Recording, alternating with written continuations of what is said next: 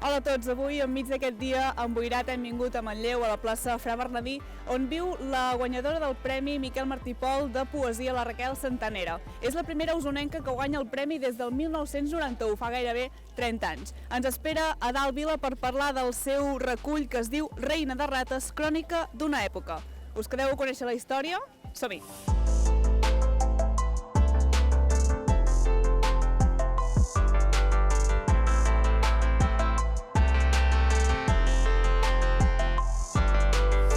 Soc la Marina Solaboec i això és Pensat per a tu.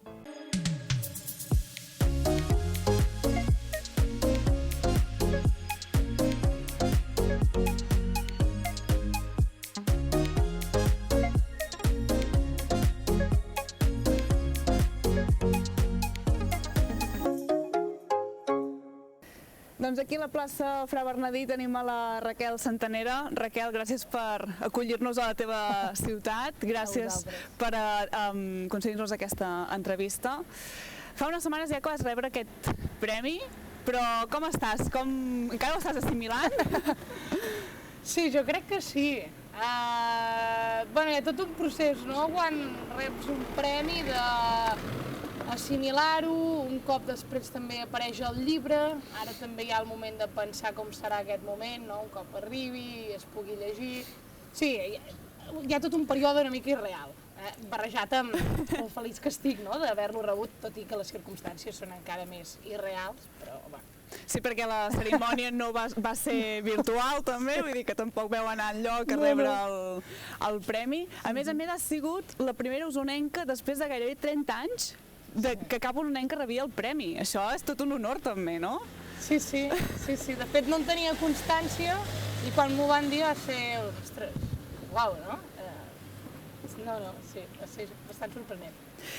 El jurat va atorgar el premi entre 77 treballs presentats. Per què creus que el teu, Reina de rates, crònica d'una època, va destacar per sobre dels altres? Què creus que té el teu que no tinguin els altres? Hòstia, no en tinc ni idea. És que no sé com seran els altres. És molt difícil de dir sense conèixer els altres treballs presentats. L'únic que puc dir és la por prèvia que tenia jo, que de fet també em va passar una mica amb el darrer poemari, de dir... Serà massa friqui això que estàs presentant? És a dir, explico l'adjectiu friqui, no? Sempre jugo molt amb unes determinades estructures, em jugava molt també amb el títol. L'anterior era de robots i màquines, un nou tractat d'alquímia. Per tant, era un poemari en què hi apareixien molts softwares, molts píxels, molts robots, a una cosa que potser, a un imaginari que potser no associem directament amb la poesia. En aquest jugo amb la idea del subtítol, que és Reina de rates, crònica d'una època, i l'estructura precisament té una estructura de crònica. Hi ha una introducció al cas, que és un poema molt llarg, després hi ha com dues parts molt concretes, i jo crec que diferenciades, i l'últim, que són conclusions a les cendres, no? I ja només això ja pensar, bueno, és que t'ho comprin o no, és que els hi sembla prou coherent i creien que és una estructura prou unificada i que dintre els continguts i les formes també responin, no?, a una lògica primerenca proposada, perquè si no també pot ser tot un desgavell, que el fet que l'hagin triat, doncs, em fa feliç perquè han apostat també per això, no? I en aquest sentit, doncs, m'anima a pensar que era una proposta sencera, no?, i en pes, i que ha estat reconegut. Per tant, clar, quan parlem de poemes normalment pensem en textos independents un de l'altre, i pel que m'estàs explicant, el teu és com el que nosaltres diríem un text o un assaig, que té una introducció, un desenvolupament i unes conclusions, però fet poema. Exacte, sí. És a dir, potser el comparo molt amb el segon perquè precisament vaig voler escapar de coses que ja havia provat en el segon llibre, en el dels robots i màquines. En aquest jo volia que cada un sí que jugués el que dius tu ara, per ell mateix té una autonomia.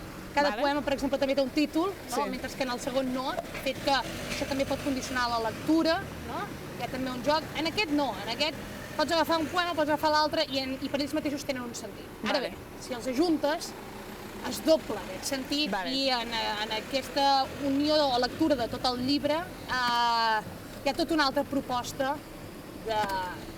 de relat poètic, d'imaginari, entens que es parla més enllà d'un poema que va al desamor. Si sumes aquest, l'altre i l'altre, hi ha tota una història al darrere. Entenc pel títol que les rates serien el fil conductor d'aquest llibre. M'imagino, no sé, em corregiràs si no, les rates són una metàfora, poder per explicar una situació? Sí. A mi m'agrada agafar figures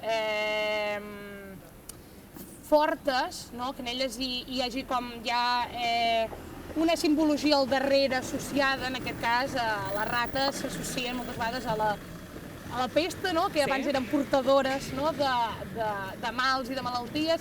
També la idea d'uns animals que per ells mateixos es poden unir, poden estar junts, però no són vistes del tot bé. Hi ha una càrrega amb les rates que oscil·la entre allò desagradable, però allò que no pot deixar també d'estar junt i de viure junt. Aleshores això m'interessava, però encara m'interessava més quan, gràcies a un amic, vaig descobrir la figura que dintre del folklore germànic es coneix com el rei de rates. Un rei de rates es creu, no se sap si existeixen o no, tot i que en molts bestiaris medievals o dintre de grafiats, vull dir, apareix aquesta figura. Un rei de rates és quan en un espai molt petit es troben moltes rates juntes i per les condicions en què estan vivint, a través de la ronya, els pèls, de tot el que hi pugui haver allà, se'ls inuen les cues. Aleshores, què passa? Que en aquest moment d'unió de totes, una d'elles s'erigeix com a rei, o com a líder, o com n'hi vulguem dir, i aconsegueix fer moure les rates cap a una banda, cap a l'altra, que busquin menjar per ell. És una forma de subsistència en la qual hi ha només un o una que en surt beneficiat. No sé què en recordo, això, però en tot cas és molt suggerent la imatge. I a la vegada em semblava molt tràgica, perquè en l'intent de desprendre's d'aquest cos frankensteinià unit, l'única possibilitat seria totes anar en direccions oposades, això m'ho imaginava jo. I en aquest intentar trencar les cues també es perdria una part del cos, o una part que les unia totes. Per tant, és una figura tràgica en el sentit aquest, que per salvar-te tu passa a quelcom que tampoc no desitjaries, una violència. I quan vaig descobrir aquesta creença vaig dir, hòstia, ja ho tinc, de totes les idees que em rondaven pel cap a l'hora de construir aquest llibre, necessitava una figura forta. És com moltes vegades construeixo els meus altres llibres. En el primer era una divinitat estranya, que es deia Bavà, en el segon hi ha els robots i les màquines, però també els alquimistes, que també formen part de tota la tradició catalana, aquesta figura de l'alquimista, i en aquest tercer deia, he de trobar alguna cosa, i quan vaig descobrir això va ser el catalitzador. Podem desxifrar alguns temes concrets que parles en el llibre? Sí, estic pensant quins spoilers faig, no? Clar, en certa manera jo ja condiciono una mica quan dic crònica d'una època. Evidentment, és una època concreta que jo personalment i moltes més persones coneixem que podria ser, cadascú que s'ho agafi, no condiciona, podria ser totes aquestes dues dècades del segle XX. Perquè, de fet, hi ha molt present la idea de la caiguda de les torres, d'unes torres que tots tenim al cap i tots sabem d'on ve i què passa amb aquest símbol també que cau. Aleshores hi ha un reflexionar sobre els discursos que fa la història, de qui genera violència aquí, i en aquest cas jo he intentat no ser gens moralista perquè qui ho sap, perquè hi ha masses tensions o masses causes a vegades a l'hora de transcendir cap a una resposta o cap a una altra, malgrat ho fem. Malgrat en els mitjans es faci, malgrat en discursos oficials es faci, una persona que té més poder que una altra per xarxes ho pot assenyalar. I un dels temes principals és aquest, i un altre tema és la idea del simulacre, que és quelcom que a mi m'angoixa molt, que crec que passa actualment, que és sembla que passin moltes coses i que estiguem lluitant per moltes, però mai acaba de complir-se res, mai acaba de passar res suficient, estem en una caiguda permanent tota l'estona, i això és asfixiant i és horrible, però al final necessitaries que passés alguna cosa prou forta com perquè no passa mai. I crec que és una constant en els nostres dies. I sembla que després d'allò ja... No, i el dia següent apareix un altre tuit i el tema central és un altre. Sí. És horrorós. A mi em sembla horrorós perquè és molt difícil després també assumir tu una posició dintre de la societat. No? Assumir una identitat forta o adquirir uns valors pels que lluitar conseqüentment, perquè cada 4 anys no pot canviar l'escenari. No, hi havia un pensador baudrillard que deia potser el que està passant és que hem organitzat una orgia i no s'ha donat mai l'orgasme, no? I no fèiem aquesta metàfora. Hòstia, és molt bona, poder sí. No, estem tots junts, està passant alguna cosa, no acaba de passar res. I tot alhora, crec que és aquesta tensió. Clar, suposo que ho podem tot, es pot extrapolar a el que estem vivint ara mateix, no? Sí. Amb la pandèmia, per exemple, que és com un... Sembla que ja estem acabant, però no, torna a venir una altra vegada i no acabem d'avançar. Sí, i es va com generant tota l'estona moviments incessants de violència, però mai acaba del tot de petar amb res, i quan dic petar amb res és que hi hagi tot un canvi contundent, ja sigui d'idees, ja sigui de propostes polítiques, ja sigui d'un mateix, no?, com a ciutadà. Et passes una setmana reciclant i et sents el rei del mambo. I al cap de 3 dies compres a Amazon. És molt difícil, no?, la coherència total, i també seria feixista pensar-ho en aquest sentit. Però sí que és molt difícil adoptar unes posicions molt més compromeses. Jo mateixa no estic alliçonant ningú, és una que reflexiono en el llibre. És dificilíssim, no sé ni com es fa. També vaig llegint quan et van donar el premi, la Fundació Miquel Martí i Pol va fer una explicació i deia que també tractaves una mica el tema de la creació d'ídols en una societat on les xarxes socials són la principal guia, entre cometes, per dir-ho així. Ens regim molt per la imatge que donem, per la imatge que rebem dels altres. És un tema una mica espinós per tractar també, no? Sí, clar. És el mateix, amb les xarxes socials passa el mateix. Mai abans hi havia hagut una possibilitat tan gran de tu poder esdevenir alguna cosa, o que la teva persona que tu creus representada i que arribés a més gent pogués ser model d'alguna cosa, perquè abans no es donaven les opcions. Per tant, hi ha com moltes representacions, molts joves també qui poden accedir, no? Jo a vegades penso, tant de bo jo d'adolescent hagués pogut veure no sé quin influencer, no? Hòstia, potser no hagués tingut tants problemes amb segons què, potser m'hagués sentit identificada, potser, no? Però a la vegada és també la part, o sigui, hi ha el revers d'això, no? Que tot passa per empreses. Instagram és una empresa. Aleshores, hi ha unes plantilles, hi ha un tauler de joc molt marcat, o t'agrada o no t'agrada, no?, amb els likes, l'economització dels sentiments a través de les emoticones, per molt que ara tinguem gifs i stickers, bueno, es va intentant, no? Però generen petites violències, perquè inevitablement ningú ens ensenya aquell mal dia, a no sentir-te malament quan veus un altre que té una vida més estupenda que la teva, a no haver assolit els likes que tu volies. O sigui, sobre constantment estem treballant amb la nostra representació amb les xarxes. Exacte. Treballar constantment. Clar, és esgotador. És esgotador. Suma-hi la idea de l'ídolo del fan, que crec que és una que explica molt bé ara la nostra època, no? No són tampoc persones dirigents de no sé quin moviment, no, és algú que precisament també la publicitat els dona un valor, que tenen més alta veu que un altre, però sempre en funció del mercat. Això també és una mica problemàtic, per molt que després tens comptes sobre feminisme, sobre antiracisme, que dius, vale, bé, però tot es genera alhora. Tot està allà, i per destriar-ho, troba-t'hi. És complicat. És molt complicat. Aquí hi ha microviolències importants que crec que a vegades no s'assenyalen prou, no? Malgrat sí que s'anomenen els beneficis. Té la doble vessant, com gairebé tot a la vida, no? El que és que tampoc no podem fer res més que acceptar-la. Això també és una cosa molt postmodern ara. Clar, no, és molt controvers, bueno, ho acceptem, clar, perquè no saps què fer-hi. Exacte. No saps què fer-hi, no saps com regular-ho. L'únic que pots fer és, no, clar, viure en la contradicció. Ja, però és evident que l'humà sempre viu en la contradicció. I si podrien fer coses, no? Es podria replantejar. La massa mandra. Tira, i sí, soc una persona controvertida, a mi mateixa, faig això però després l'altre, és contradictori, ja em perdonareu. Sí. Estem veient el tercer llibre de la Raquel, és molt punxat, va buscar els temes importants. Bueno, al final són temes que a mi m'interessen. No, i tant. I que, em preocupen, em generen interès. Vull dir, crec que el nostre moment és molt interessant, però hi ha moltes coses. I els poemes no són una resposta, sinó com preguntar-m'ho més, indagar-ho més. Ja. No? I també és llançar-ho a veure què li sembla, qui també ho pugui llegir. El tercer llibre aquest sortirà a la primavera del 2021. Aquí tens els altres dos llibres i cada vegada m'has fet com referència a cada un. Per tant, podríem dir que tots van lligats l'un amb l'altre? Sí, la veritat és que sí.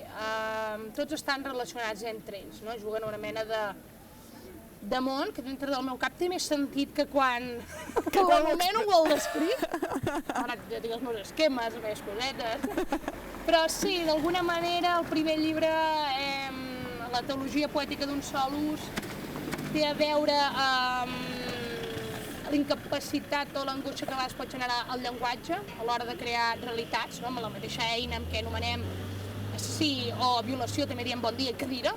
Tot és generador de realitat, però després què passa en aquest anomenat, no? I també hi ha com uns vasos comunicants entre lo real i lo fictici. Moltes vegades també un veu de l'altre i d'alguna manera el llibre s'estructura a través d'aquestes preguntes, però jo ho condueixo tot cap a una divinitat que és Babà, també fent una mica de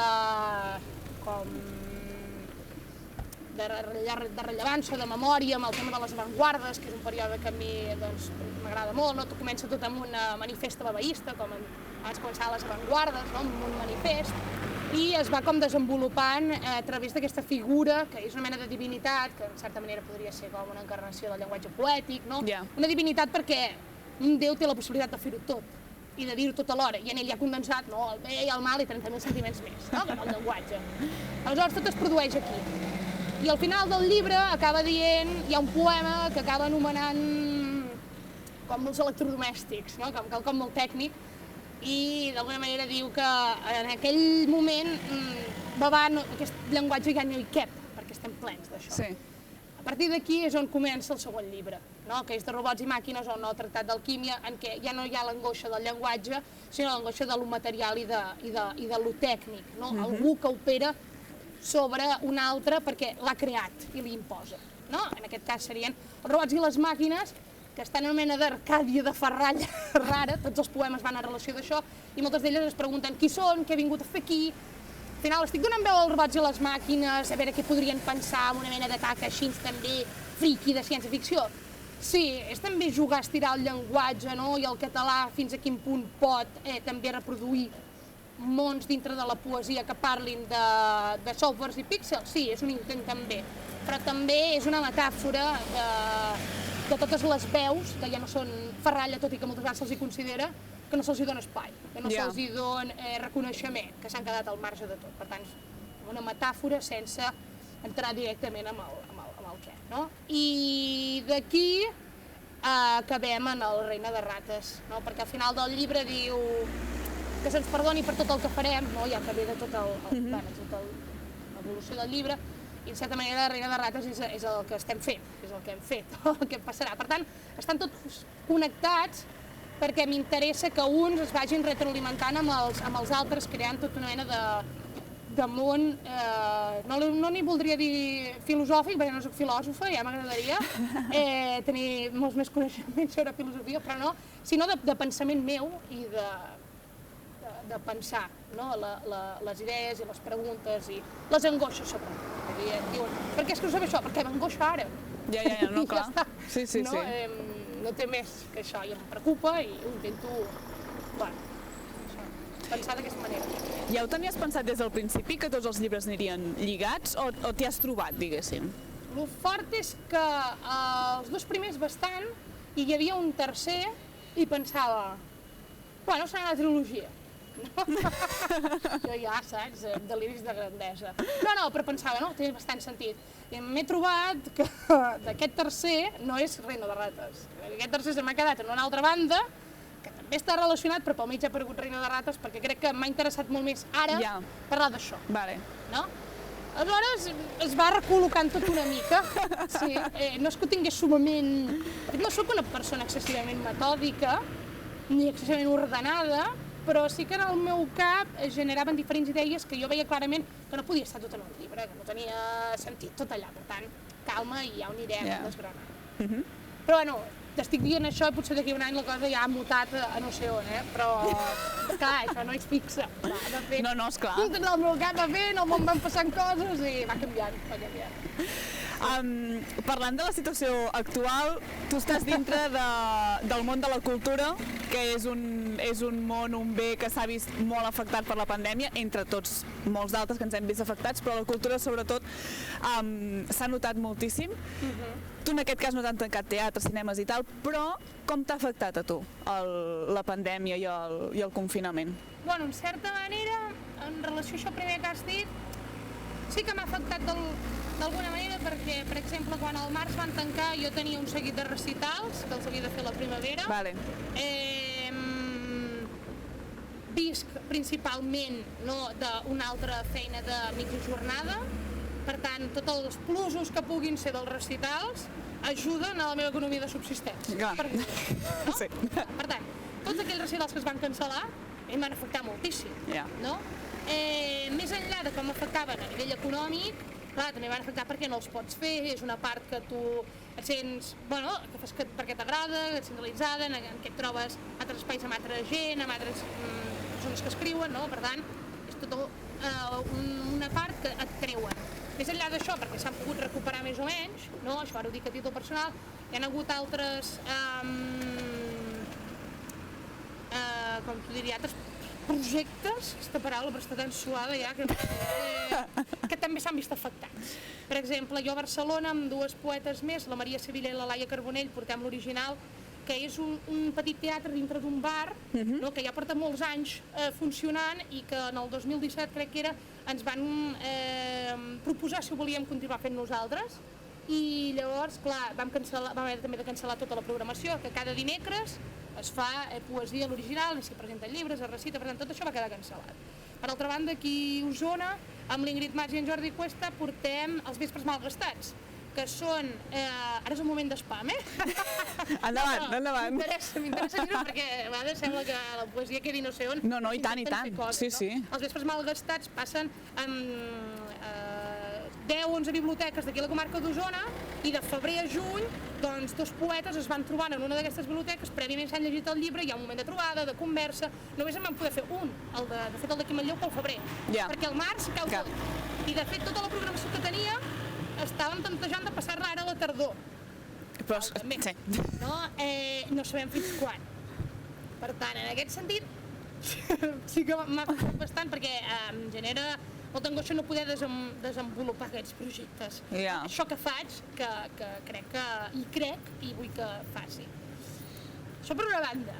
I en realitat crec que ja t'estic contestant, el de la pandèmia, vaig rebobinant del que et volia dir. En el sector de la cultura sí que vull dir que s'ha vist molt afectat, que és una vergonya, però ja no és una vergonya abans. És a dir, abans un cop la boca, la cultura afectada. A qui li importa la cultura? I abans, el que es destinava a cultura és una vergonya. Si a sobre som la pandèmia ja l'acabem de matar. Però bueno, no, ara sembla que, sí, perquè els hi toca dir-ho, és nefast. Però abans les persones que s'hi dediquen són 4 els que en certa manera s'hi poden dedicar i dir-ho que d'una forma digna s'hi dediquen. La resta estan esgarrapant tot el dia, acceptant projectes que potser no els interessen tant però que potser els hi pagaran, mentre que en farien d'altres que no veurien ni un duro però hi creuen molt més. La pandèmia senzillament ha acabat de... No sé si demostrar-ho més o acabar de fer l'altaveu perquè molta més gent digui pobra la gent dels teatres. Bueno, pobra la gent dels teatres, els cinemes, els poetes, els escriptors i la gent que intenta fer cultura, que també és en l'Ateneu Recòndit de no sé on, que també s'hi fa. No? Per tant, és que em fa riure, de veritat, quan diuen ai, la cultura ja està fotuda. Ja ho era, sí. Exacte, ara li acabem de ficar el peu al coll. Per tant, bueno, i la pandèmia com m'ha afectat, doncs una mica com tothom, crec, no l'he aprofitada per escriure més, no n'he tret que això hagués de ser també com un creixement personal i ara tenim una part, o un moment introspectiu per nosaltres. Jo crec que això es va com inculcar molt de que l'havíem d'aprofitar el confinament per al creixement personal i si no ho has fet et sents malament perquè no ho has fet. Exacte, i des de les xarxes, gent que et sortia, va, avui farem la rutina. Què és la rutina? Jo no vull la rutina. Jo vull, no sé, que això millori, que no es mori la gent, que no sé, s'apliquin unes mesures en sanitat que millorin les condicions també dels sanitaris, que no surtin a aplaudir cada dia farem res, vull dir, és una mena de parxa, era una tirita els aplaudiments. No, el que hauríem d'haver fet és invertir molt més, però ja venim de no sé quin any, que ja també s'ho van carregar tot. Per tant, no sé, hi ha un punt que m'enfada per la hipocresia també que es gasta. Està tot fatal, ja, però si mirem també tots els passos d'en Marí... Sí, esclar, per això estem així, no? Sí, i ara, sembla que ha caigut aquí la plaga de, no sé, d'Egipte. No, és que tot té un... No? Va. Raquel, jo veig que tens aquí uns quants temes per més llibres i més poemes. Per fer-la petar sí que el tinc, després ja veurem on van. Si m'hi poso estic bastant enfadada.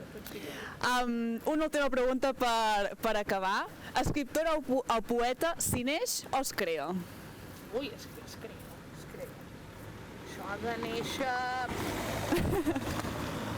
No hi crec gaire, també és un tòpic, no? Un nen que amb 3 anys té talent.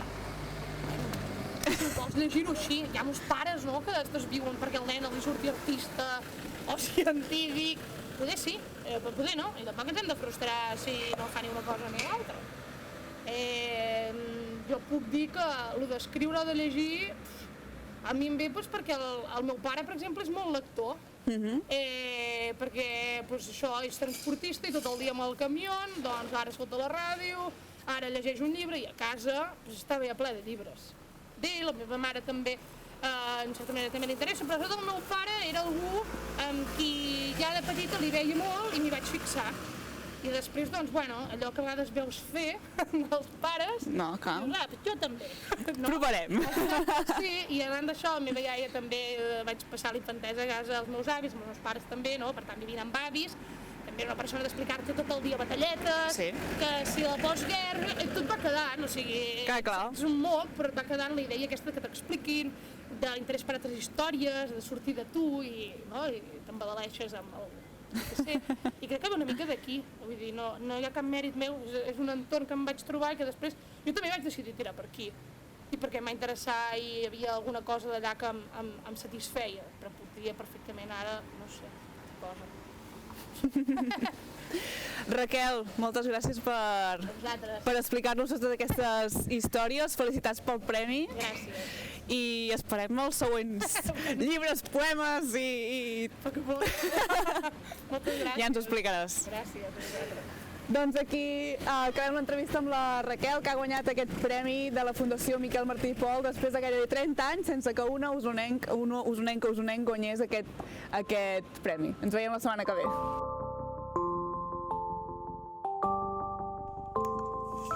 Hola, sóc la Raquel Santanera Vila i us recitaré un poema que es troba dins del recull Reina de rates, crònica d'una època, i el títol del poema és El devot i porta una cita que l'encapçala del poeta Misael Alerm que diu: entremig de la història hi ha el que no calla.